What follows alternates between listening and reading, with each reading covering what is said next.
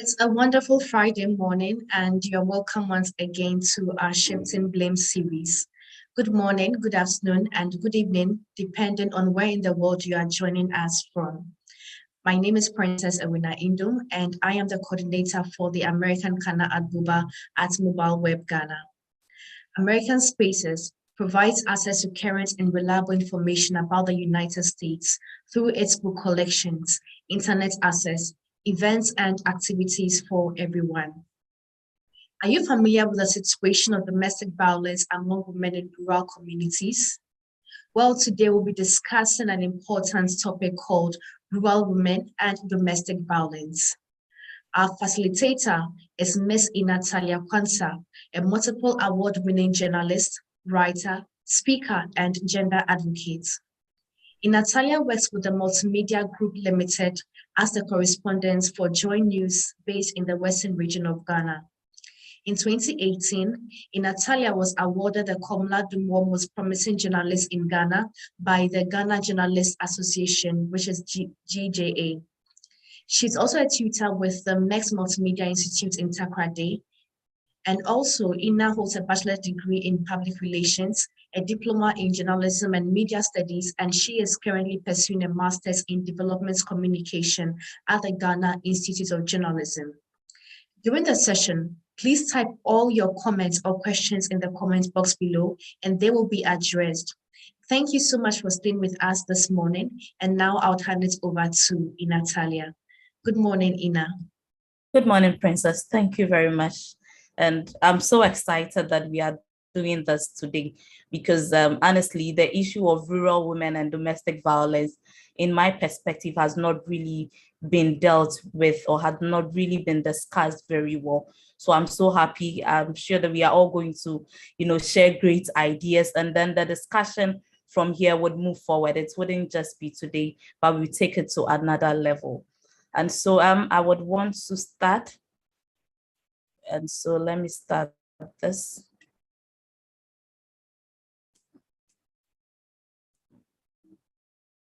Okay. So before we would want, the topic we are discussing today is rural women and domestic violence. And so you see from my screen that there is a woman, some kids, and then a man. This is a particular setting of the rural community, a farming community, a deprived community, a rural area. And most women in here are mostly engaged in petty trade and then farming. And so this particular picture depicts the rural setting. And then on my right of the screen is a woman who looks down, who looks very sad, with a child beside her, possibly violated physically, which we all know about. Today, our focus would be on introduction. So we'll introduce the subject, rural women and domestic violence, explain keywords that would be seen in most of my presentation this morning. We talk about the types of domestic violence. Yes, we know domestic violence, but what are the types that we know? Fact check from Ghana and then the Western region where I work from. Look at the cultural settings in Ghana and the perception of domestic violence. We also look at who does the violence against rural women affect the most. Is it the family? Is it the children? Or is it society? We'll look at that. The role of the media in mitigating domestic violence in rural communities. We'll look at the challenges in reporting domestic violence cases, the way forward, and then we would conclude. So before I do this introduction, I would want us to watch a video. This is a documentary by a lady named Vash in India, Bira, a rural community. She herself is a domestic violence victim. And then after experiencing this, she has turned things round by becoming an advocate and then helping other women in rural communities who are suffering same violence to have the voice to speak, to ask for their own rights. So let's watch this video, this documentary.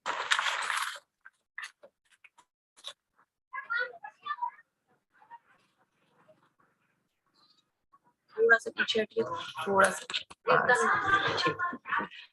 Sunita ji, आपके साथ जनवरी 16 तारीख पिछले साल को वो क्या घटना घटी? घटना घटी दीदी से मीटिंग के साथ में, और लोग बहुत है, 5 गोतनी हम अपने थे और उधर से आने वाला थे। से मीटिंग होए के साथ में संतलाल सुरेंद्र सिंह गला गाली पहले किया, मीटिंग ना हो देलक और की कहलक, ए रंडी धोबिनिया तू घर में से निकल, तोरा हम सारी धके घींच के तोरा ये जुना मारबो।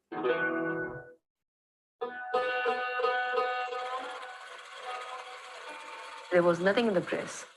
And I told them, see, I have this footage. I have my camera. And nobody in this world can suppress this story.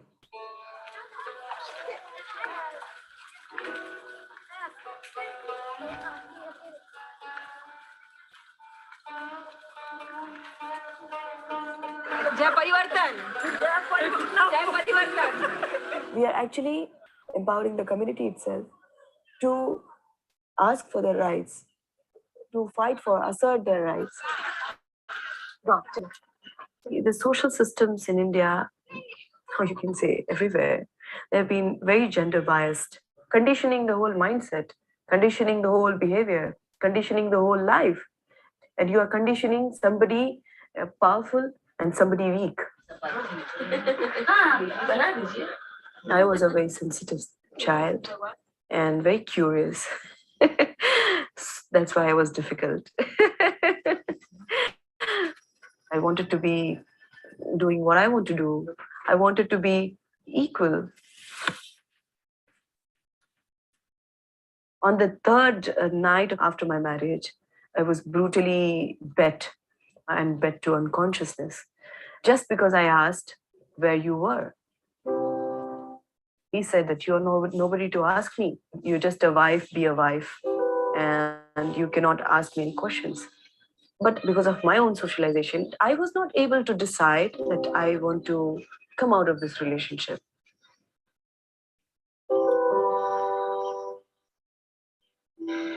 There was a night when it was very cold outside. My husband came with a woman, got me outside, bet me, and they threw me out of my house. And the next day, when they opened the door, I said, enough of this.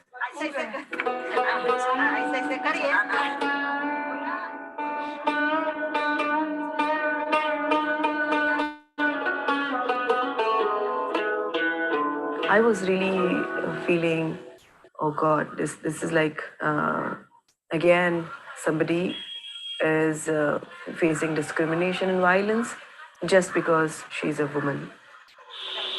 I decided to make a video as a tool to fetch justice for her.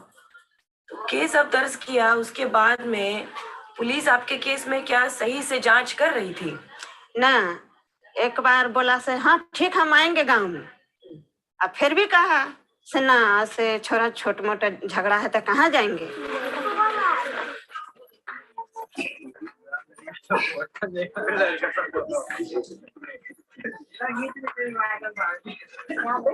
सामने में meeting होगा और एक छोटा film भी दिखाया जाएगा, तो आइएगा तो देखिएगा फिल्म क्या हो रहा है। उसके बाद हम लोग सब लोग मिल करके थोड़ा डिस्कशन भी करेंगे, बातचीत भी करेंगे।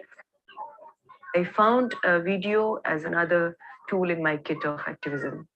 You use them for motivating people, you use them for building somebody's courage, you use them for clearing somebody's biases, and you use them for changing mindsets. ओहो से भेल से पटहा उठा करके हम यहाँ कहे रंडी धोबिनिया के आई, हम खत्म कर देंगे। अपना मीटिंग करके पैसा बचत करके अपना परिवार में चला रहे हैं, कुछ बचत के लिए 20 रुपया के महीना। वो लोग सोचता है से अभी लोग कर्जा नहीं लेगा, बंद कर दिया, अब ऐसे से ऐसे आदमी आगे मुझे बढ़े नहीं देता है। ये फिल्म कैसा लगा तुम्हें? अच्छा लगा। क्यों अच्छा लगा? एक दलित महिला को मारते हुए सहा नहीं जा सका, इसलिए संगठन बना के हम लोग कर रहे हैं। ये अभी जो हम लोग करने जा रहे हैं, When Okay, so with this video that we've just watched, we just realized how Vasha herself was violated as a woman in the domestic setting, and how she then changed her whole story round by becoming an advocate herself. From the women's story, we could see that there was a bit of emotional violence and then harassment from these lenders they talk about. And so this is India, rural setting, but the same setting can be spoken of in Ghana or any part of the country when it comes to domestic violence. I also have an example here of Kwame, who has been married to Efua for over 7 years. They have 4 children. And then Kwame beats Efua mercilessly anytime there is an argument. He believes that a wife should always obey the man. The masculinity superiority comes in here. Additionally, he refuses money for Efua and the children anytime there is an argument. And so the children suffer the consequences of this domestic violence as well. To put an icing on the cake, Kwame is a typical traditional man. He believes that AC does not have a say or a choice when it comes to their sexual life. And so anytime that he demands for sex, Efua should be able to give in to him. Meanwhile, when Efua is also in need of the same satisfaction, it is not being done because she's a woman. She doesn't have the right to ask for that. And so that is what our focus would be on. This is the reality on the ground. These are the facts. We can't change it. In the rural settings, this is what we are most likely to see. So we will ask, who is a rural woman? A rural woman is any woman or they are women who are found in rural areas, the countryside, deprived communities. A rural woman, again, according to the UN Women Watch, is an active economic agent, a social change, environmental protector or protection, who in many ways and to various degrees, she is constrained in her role as a farmer, producer, investor, caregiver, or consumer. I have stated earlier that in most rural settings, the job you see most of these women doing is farming, petty trading, taking care of their children, making sure that there is enough food for the house, and petty businesses. That is what rural women usually do for survival. She plays a crucial role in ensuring food and nutrition security, eradicating rural poverty, and improving the well-being of her family, but yet continues to face serious challenges as a result of gender-based stereotypes and discrimination that deny her equitable access to opportunities, resources, and services. So this is a rural woman. Any of these 3 definitions talk about who a rural woman is. When we talk about domestic violence, how do we understand domestic violence? Domestic violence is a broad term used to refer to a variety of abuses occurring within the domestic setting. The violence may include physical, sexual, psychological, denial of opportunities and services.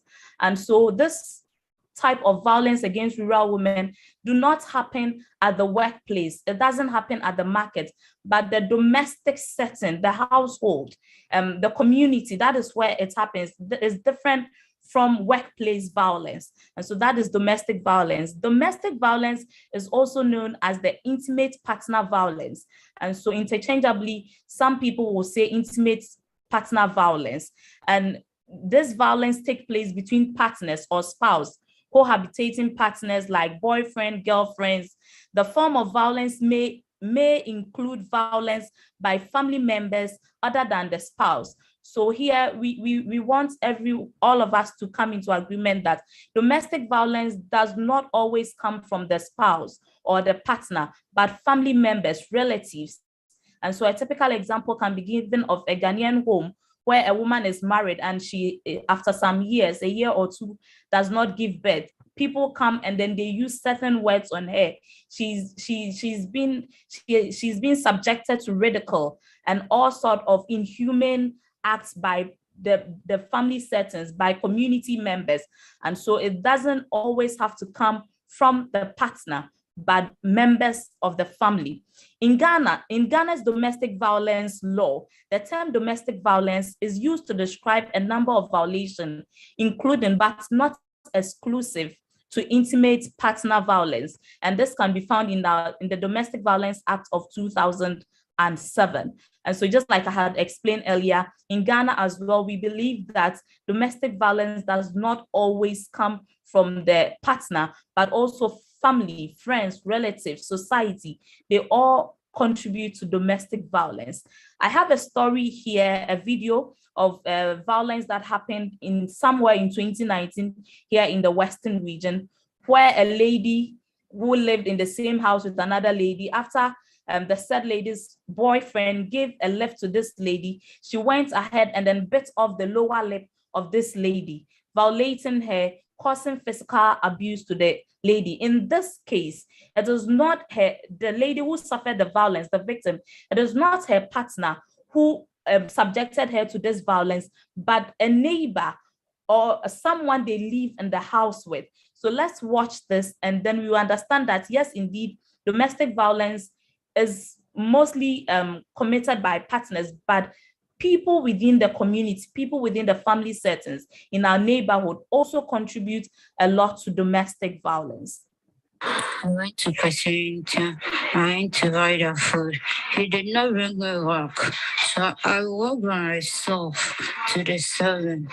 When I entered the salon, I was very tired, so I put the food on the chair outside the salon.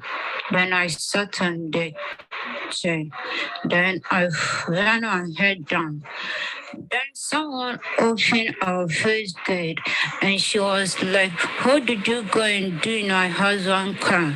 When I raised my head, then he used her hand to smash my face. Then suddenly, I just stood on my feet. At the end I stood, then she used her two hands to hold my hair. Then she used her teeth to bite my lower part. Then I was feeling the pain, so I hold her head so that when she feel the pain, she can leave my lips. Then she put her teeth under my mouth. And yes, so this is what happened to this lady. Unfortunately for her, by the time they got to the hospital, the lower lip, which was bitten, the cells in it had died, and so they could not stitch it back.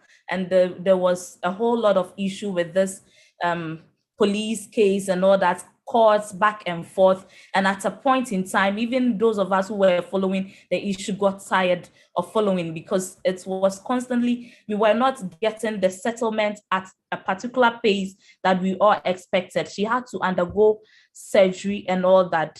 Looking at her, she tells that she was an apprentice. She didn't have money. Hello, everyone. So as we wait for Ina to...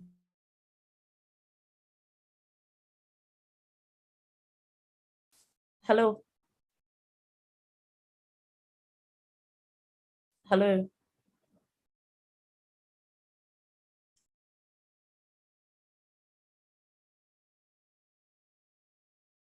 Hello. I went to Pacific. I went to... Hello. Hello.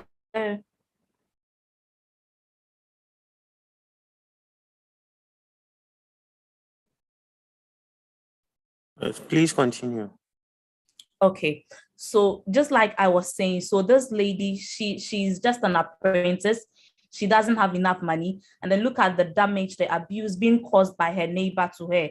They have to raise funds in order for her to undergo a proper surgery. And then the issue in court kept on delaying. So for some of us who are even journalists, at a point in time, stopped following it because we felt it was dragging.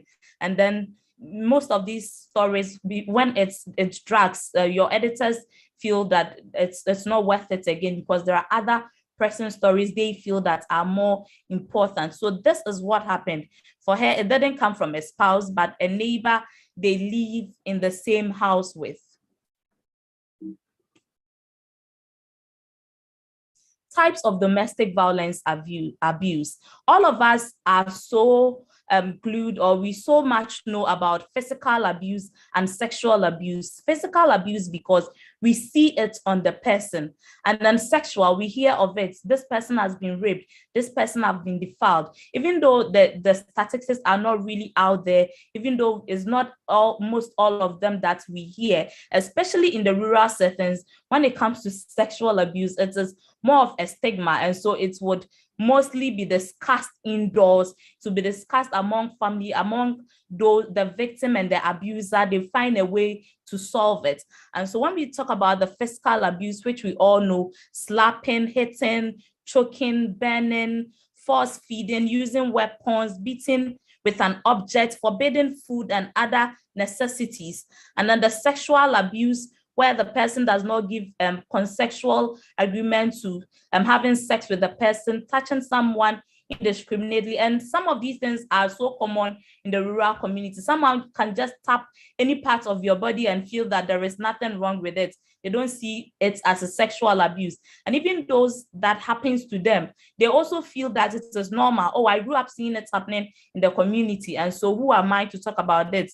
And then when someone hides his sexual deficiency status, and so someone has HIV, gonorrhea, or whatever sexual immune deficiency he or she has, the person decides that I don't want to tell this person, but goes ahead and then have sexual intercourse with that person. It's also termed as sexual abuse. Emotional abuse, yes, which is very serious, but we do not see it because this thing happens on the mindset of the person. It's a mind-boggling something. And then most people do not talk about it.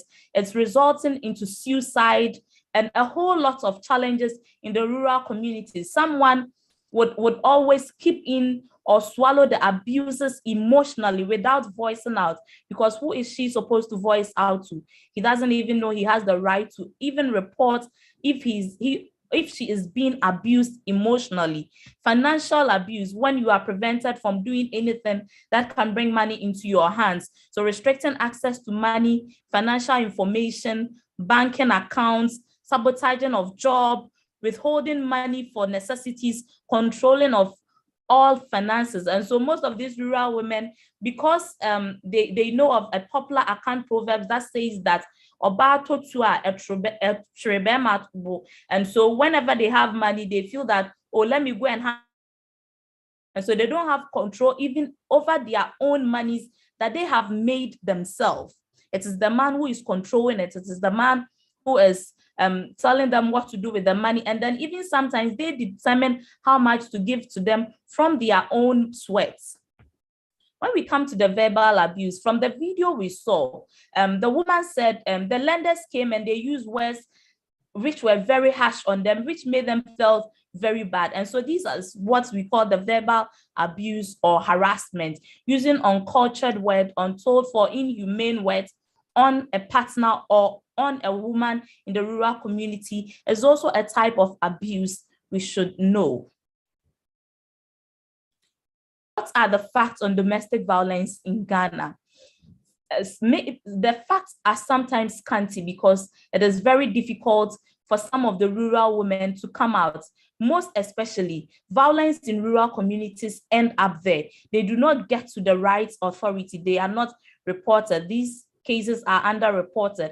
And so when you get to the internet, surfing for a lot of information on domestic violence against rural women, it is very difficult, and which is a challenge to the country and then to the women as well. And so we found out that 1,500 cases of violence against women were reported to law enforcement agencies annually. So what about those which were not reported? How do we know of these cases?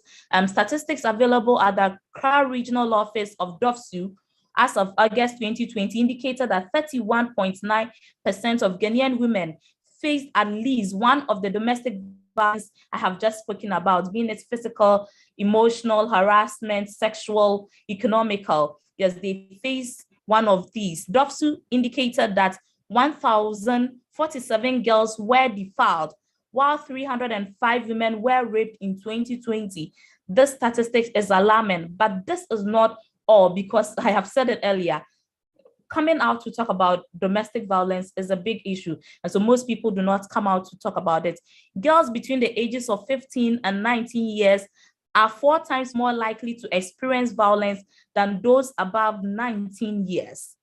Women and girls are likely to experience up to 3.7 times more domestic violence. And so, yes, here we do admit that men also experience domestic violence, but the rate at which women and girls experience is more higher than the men or boys. Uneducated women up to 2.5 times experience up to 2.5 times more likely than of domestic violence than the educated ones. And so we can put rural women in this context. Most rural women, I'm not saying all, but most of them are uneducated. And so they fall under this category of people who experience domestic violence more. 27.7% of women have experienced at least one type of domestic violence in their lifetime. So when we take women in Ghana, at least 27.7% of women have experienced domestic violence. Yours may not be sexual or physical, but it may be emotional, it may be harassment, it may be economical. And so 27% of women in Ghana have experienced at least one type of this domestic violence in their lifetime. In 2019, the unit that is DOFS, recorded domestic cases of 18,000. And in 2020, they recorded 16,000 domestic violence cases. Yes, we may celebrate that, oh, there is a reduction, but is it really a reduction because there is actually a reduction? Or the number of cases reported, people refuse to report these cases? This is also an issue we should look at. When we come to the Western region, where I am based and I work, there is scanty information on domestic violence. Before coming here so that we have this conversation, I contacted the DOFSU Division Western Regional Police Command, and they told me they cannot give documents or statistics out because now it is not prudent again. They don't feel safe giving these statistics out. And so there are few information on this. However, by this chart that we have here, realize that in 2021, the region recorded 1,000 cases of child abuse, and this was given by social welfare. In 2013, there was 2.5% of defilements and 45% of rape cases recorded in the region.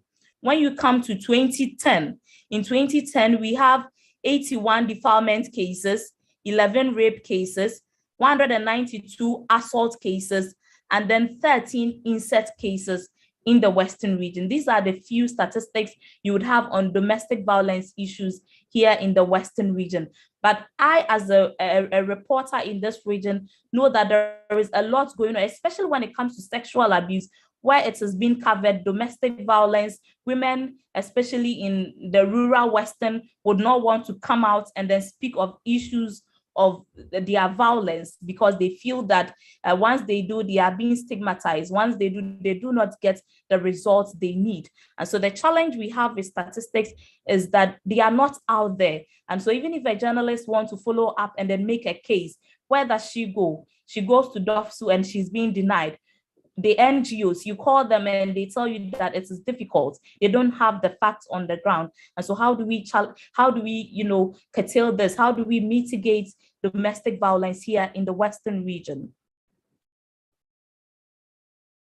Cultural settings in Ghana and perception on domestic violence. In Ghana, majority of the ethnic groups believe that husbands should discipline their wives.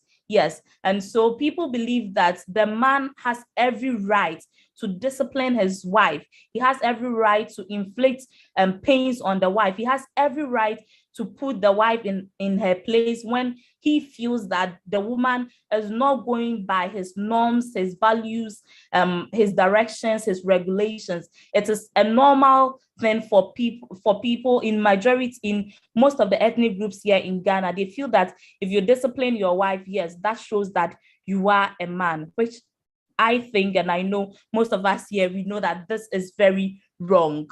No privacy in domestic violence in rural areas. And so when you look at the rural setting, it is not like the urban places or urban settings where you have the nuclear family to themselves, they have their privacy and all that.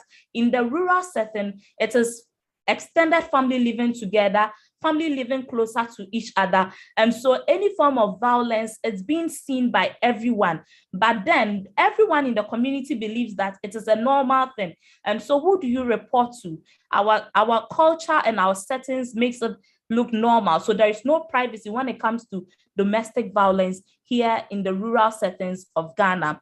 A reported violence is neglecting of traditional expected role of the woman. So a rural woman who reports a violence against her is like neglecting your traditional role. A woman is seen to be a unifier. A woman is seen to be someone who brings people together. And so what is your business in reporting that you are being abused by a family member, you are being abused by your partner? Do you have the intention to tear family apart? Do you have the intention to destroy the unity of a family, of a marriage? What is your intention? And so to hold on to this traditional expected role, a woman would rather keep quiet in the rural setting to all the violences he or she has to go through just to hold on to this rural traditional expected role.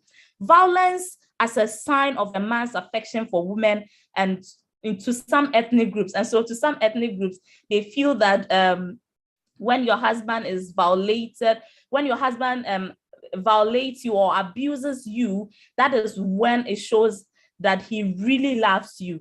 And so some people will say, oh, obo me cry, and so loosely translated, once he beats me, he shows love. And most at times after the abuse, they tend to show some kind of care. And so by either buying them clothes, being a little bit around them. And so the women have different perception when it comes to violence against them. They feel that once my husband hits me, once my husband abuses me, that is how he shows that he really loved me. But that perception needs to be corrected. Forced sex not considered violence but foreign to the Ghanaian culture. And so this also even popped up in the Domestic Violence Act in Ghana in 2007. It was discussed that, sex is something that a woman should always give into a man. A woman does not have any say, any right to talk about the fact that I don't want to give in sex, I am tired and all that. Sex is part of the marriage or the cohabitating business. And so forced sex, yes, they believe that it is there. They know that forced sex is around, but they believe that it is not an offense. So a woman who is forced into sex should not see it as an abuse or an offense in any way. In our social structures, give men the position of superiority. And so the men feel that they are superior over the women. And so the women should succumb to everything that they put out there. And this is the cultural settings. And from the video we watched earlier, we see that it does not only apply to Ghana, but most rural communities. And so that is India. And Vasha did speak about the fact that superiority, comparing two people, the weaker and then the superior people in question. And so the man always have that kind of power over the woman, seeking to protect the importance of marriage. Yes, marriage means everything to a rural person. In the rural community, once you are married or once you are seen cohabitating with someone, meaning you are responsible, meaning you are doing something good for yourself. And so to protect the image of this marriage, to protect the image of their children and all that, women would rather stay under an abusive condition rather than to report. So these are the settings that and perception people or rural women have when it comes to domestic violence. Who does violence against women affect the most? In this picture, we see a woman. Yes, a rural woman with children carrying gallons and all that. Apart from the rural woman who experienced the violence meted out to them by their partners, families, or society, the result of the violence affects the children as well. And so I know of a story of a 7-year-old boy who tells me that he always sees his father beating his mother. And then whenever he sees that, he becomes so sad and emotional about it. And then I asked him that, and so when this happened, how are you able to cope? She tells me, Auntie, I wish this thing can stop. So sometimes when they are fighting, I will go and stand in the middle. But then my father sometimes hits me as well. he goes ahead to ask me that, Auntie, am I going to be like my father? And so this is the perception he's having in his mindset. What is going to happen to his future? Some of these violence sometimes lead to divorce, and it leads to waywardness of the children. The children themselves also sometimes grow up to become violent because this is what they saw when growing up. They grow up and then they become nuisance in society. And so the effect of the violence on the mother is so huge. And in the introduction, we saw what Kweku and Efua, when there is an argument, meaning Efua and the children have to go hungry. Why? Because they also experience, so these children also have their own share of the violence. Sometimes they also suffer the physical abuse. And in most cases, we sometimes hear of stories of children whose parents have, cut off their hands, poured hot water on them because they went to take a cedi or a dime for food. And some of these women, after long of enduring this violence, they turn out to churn out the hatred they have endured from family members and their partners onto the innocent children. And so they are affected most, apart from the women that we are looking at. These children are affected when it comes to domestic violence in the rural communities. The role of the media in mitigating domestic violence in rural communities. What do we have to do as the media? What is our role? How are we going to help in mitigating it? Because I know that if we have to eradicate it, it's a long journey we have to embark on. Some have started, and so we have to continue. The media has still not played effective roles in minimizing domestic violence against women. Media can play a lead role in society in fighting against violence against women. Yes. How do we do that? By highlighting injustice meted out by the male dominant society on the women. And so it is time that the media have to highlight the injustice. Now we shouldn't talk about some of, so people feel that the media sometimes bring out their names, bring out some private content that should not be out there. And so we should now channel our focus on highlighting on the injustice meted out to these women and then also extended to their children. This should be our focus as media practitioners. And yes, I understand that we are sometimes handicapped because there are not enough information.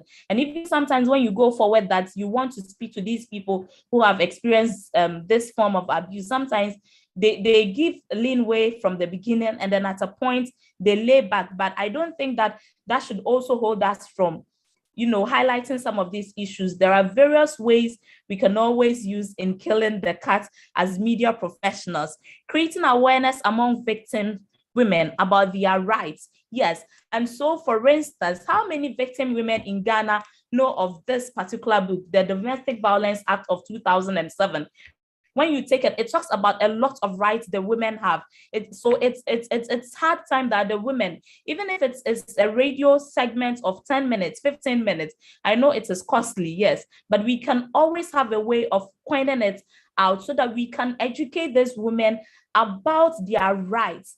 If it's about going to the communities to have engagement with the women, if it's about using the community radios, because just like Vash did, she did not sit down, but she used their own case and then went to the community, gathered the women, gained their trust, and then educated them about their rights. And so the women were now up and they were ready to speak for themselves. Even their children were even advocates against domestic violence. They were ready to speak because they have been educated about their rights as women and as children whose mothers are experiencing violence from the family, from partners, and then from society. Provide enough airtime and resources for domestic violence issue. Yes, it also fills in what I said. Project the means of combating violence. We should be able to let them know what means they can use in combating violence. Just like we have programs, we talk about STEM and all that, it is time for us to also project it. Project means by which women would know that they can combat violence. And so, for still using the story from the video we watched, she showed the women how they can record abuse cases. And so these women now has a tool that they can also use in combating domestic violence abuse. It's not about experiencing it, but now they can also record it. They can also speak about it. They also think that they have the voice. Responsible reportage on violence cases. Yes, just as I have indicated, sometimes you listen to the way some domestic violence cases are reported, and you know that, no, this is not the right thing. Certain names should not be out there. Certain important or something aspect should not be out there, and how even the story is sometimes being told is also another issue. The right technologies we should use when reporting on domestic violence cases should be the responsibility of the media. Challenges with reporting on domestic violence cases. There are a lot of challenges. This is why we have underreporting. We have issues with getting statistics. We have issues with people coming out to talk about it. And one of these challenges has to do with stigmatization. For instance, in a community, in a rural community of, let's say, Wasa Ekropon in the Western region here, where people know themselves, where I've already indicated that the setting is so that someone knows someone, like Kofi Kenyatta would say, Obi Nyumobi. Yes, so someone knows this person. You know that this person lives here. This person is from this house. And so when they are violated, there is this stigma. Going to report your husband, what are you trying to say? Why would you report your husband? It is not good. It is not acceptable. And then the biases, you go and report and they ask you, into wake a now report it, just this small thing that has happened to you and you are here to report. Just a rape incident, someone just raping your child, and then you are going to talk about it. Let's settle it in the house. This is no issue. After all, your child is fine. Let's get her some medication. She'll be okay. Your husband had sex with you and you were not in the mood. And so what? Why are you saying it? Why are you talking about it? So the woman would rather keep quiet than to report. Preservation of marriages. Yes, I want to preserve my marriage. I don't want my children to be affected. I don't want people to think that I could not keep my marriage. So a typical example now that we ought to know, even though it's not rural, but Osinachi, yes. So she kept quiet because she wanted to protect her marriage and then her family. And now where is she? She's there. And so these are some of the issues. They want to preserve their marriages. And so they don't want to come out. Inadequate and lack of education on one's rights and violence. So there isn't enough education. Yes, domestic violence issues have been discussed in the media, in communities. There has been a lot of stakeholder engagements and all that, but there is still inadequate information out there. Some people even lack information when it comes to domestic violence. And we are talking about the rural communities. How many of them have enough information on violence against them? How many of them are able to access information on violence? And so these people are unable to report violence against them because of the inadequate and lack of information of their own rights. For them, they feel that whatever the man says, it is yes and no. They are succumbed to the man. And so they do not even know what their right is.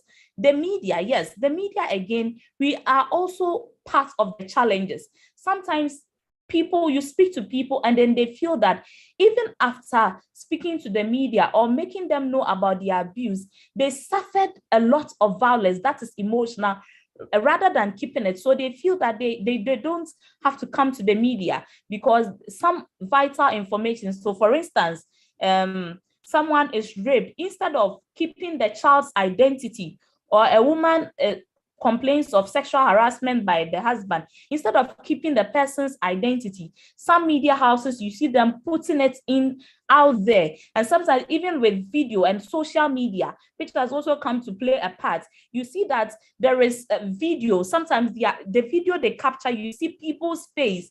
You see that there is something to identify that this is AC, this is Ama. And so why would they also come out? The media is also a challenge in reporting domestic violence cases now. Institutional weakness. Yes, we talk about DOFSU, NGOs. We have a lot of institutions that are into domestic violence issues. But are these institutions closer to the rural communities? How many rural communities do we have these NGOs who are interested in domestic violence issue centered? How many offices do they have there? DOFSU, how many offices do they have in the rural communities? Are they really accessible? These people who are into domestic violence issues, are they really trained very well to know the issues? How do they handle issues when it is being reported to them? These are the institutional weakness. Financial resources, yes. And so a rural woman who has to travel to come to the urban area to report a case or has to make a case on abuse is financially not sound. It is this same abuser that she has to depend on. So what does she do? The case dies right in the rural community. Nothing is heard of it. She experiences over and over again. And it's only when she feels that her life is threatening or she feels that at that point she can't take it anymore that she comes out to talk about it. Settlement. Yes, settlement. So with this young lady I showed out there, I said that the case kept on dragging for a very long time in court. It was back and forth and back and forth. And so sometimes the rural woman feels that I've been going to court, I've been to settlement, and it's keeping long. Why don't we leave it? I mean, I'm fine, especially let's say when there is a physical abuse. After some days when the wounds are gone, when she feels she's okay and all that, I mean, Jaimanenka, let's leave it like that. Let's leave issues because settlement takes so long most often.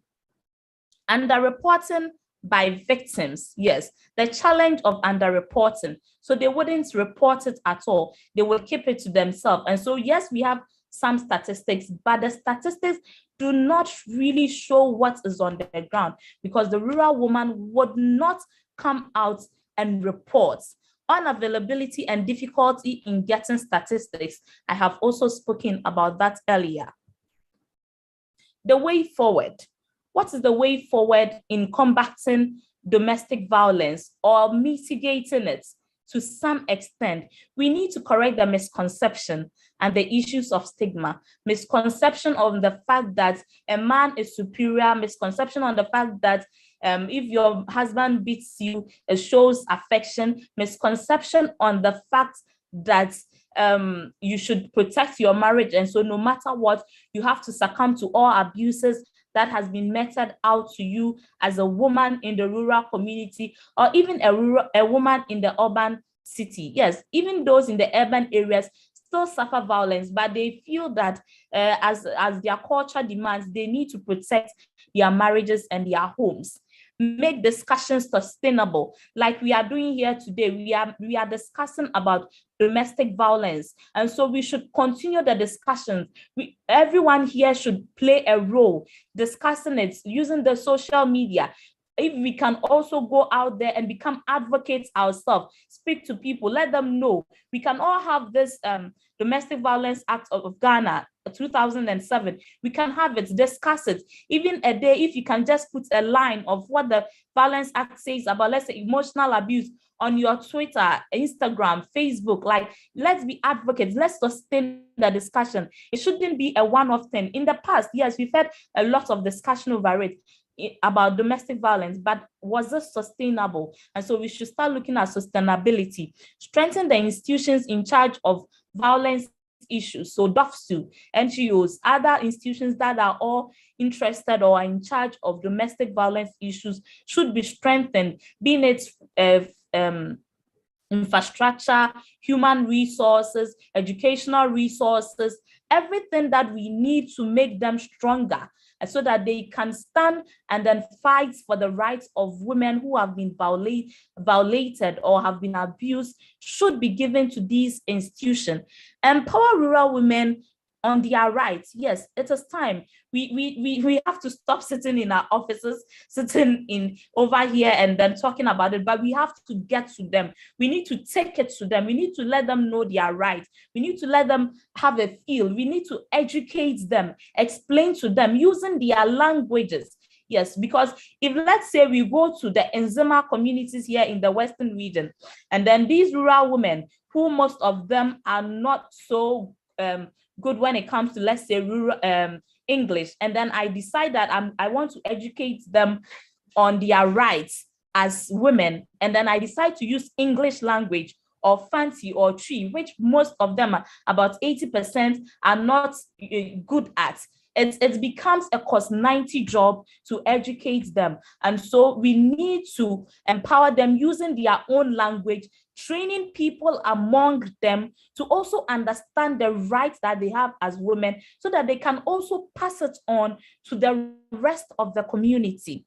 Engage state structures for responsive and protection of women. And so we should engage the state structures. When a woman comes to report a domestic violence case, where does she go back to? She goes back to the same home, to the same community, to the same people, and that is what happens.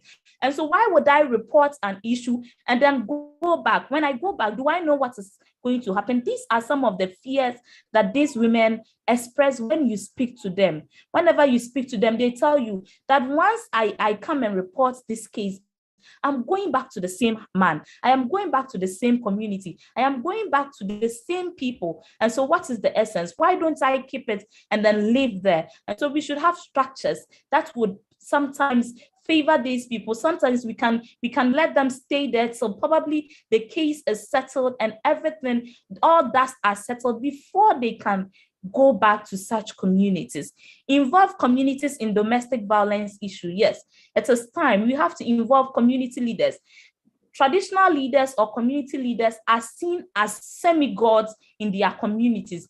Once they speak, everyone bow down to it. So we have to target them, being it the queen mothers, chiefs, opinion leaders, youth leaders, everyone that matters in the traditional setting should be involved, in the rural setting should be involved in knowing what domestic violence is, so that they can also pass on the education to their members, so that they even feel responsible when a woman is being abused. Once the traditional leader knows of what domestic violence is and how it impacts negatively on the woman and society at large, once they see it, they will not sit down and condone to it, but they would rather come out and become advocates, and they would sanction people who do such things. They can even set out policies on their own to be meted out to people who commit domestic violence in rural communities. In conclusion, domestic violence against rural women is a menace that all stakeholders need to come on board and deal with. Underreporting and fear among women should not be encouraged. This is the time to discourage fear among women and then underreporting. The media should take things up. It is time that we have women media advocates who would take domestic violence as a beat, something that they want to pursue. They always want to bring out issues on domestic violence, not necessarily reporting on who has been defiled, who has been raped, who has been abused, but educating the public on domestic violence issues. It is time to revisit the conversation on domestic violence, educate, empower our rural women in Ghana. Yes, and so let's get let's get it interactive. Let's get domestic violence issues interactive from here onwards. You can contact me via phone. That's my telephone number there, and then via email in inathalia97@gmail.com. On Facebook, Instagram, Twitter, my ID is Inathalia Kwanzaa. On TikTok, it is at Inathalia1. And then I have a YouTube channel where I share some of the stories that I do, and it is Inathalia. thank you for making time and then for listening.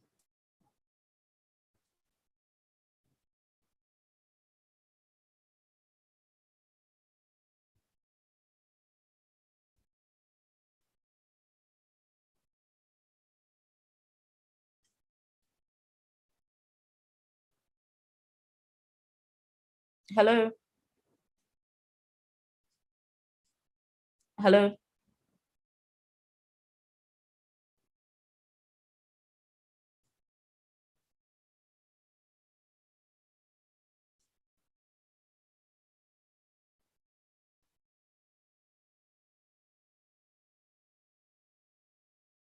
Hello.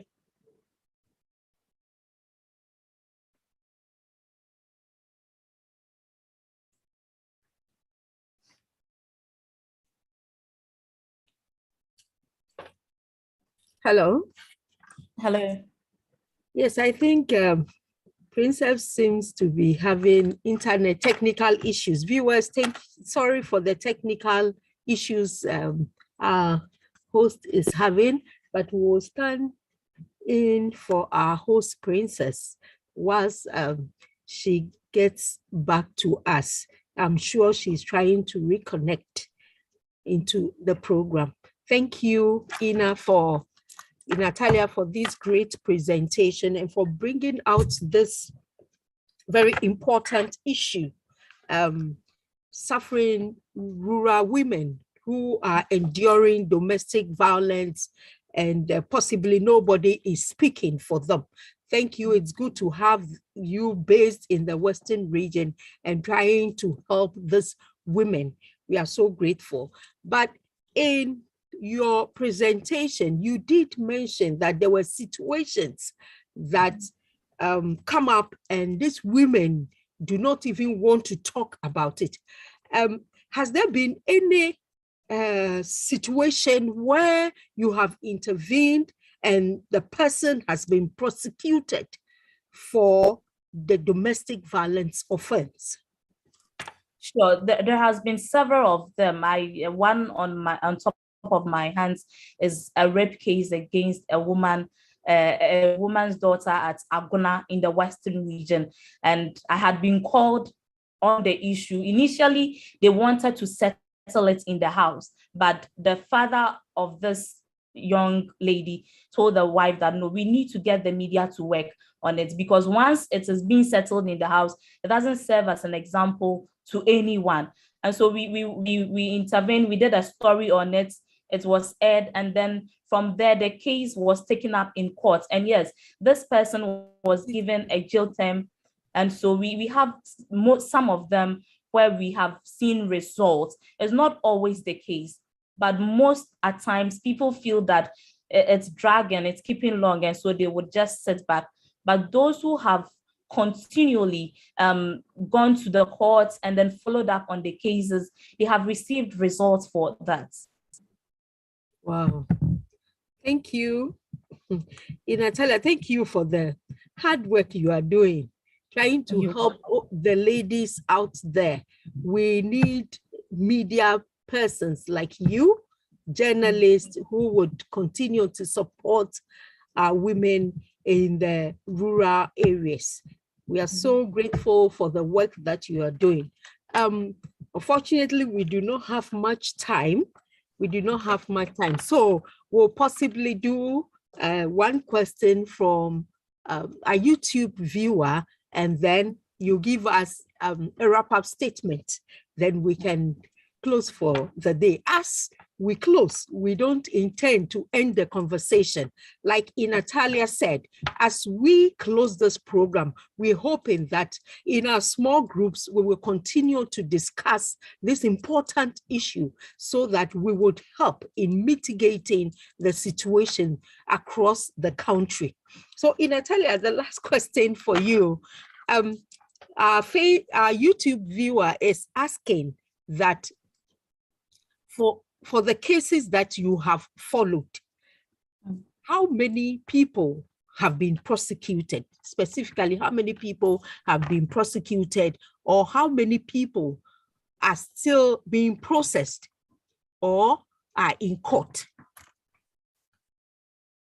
I don't Okay, know. so I seem to want to know how the cases are going.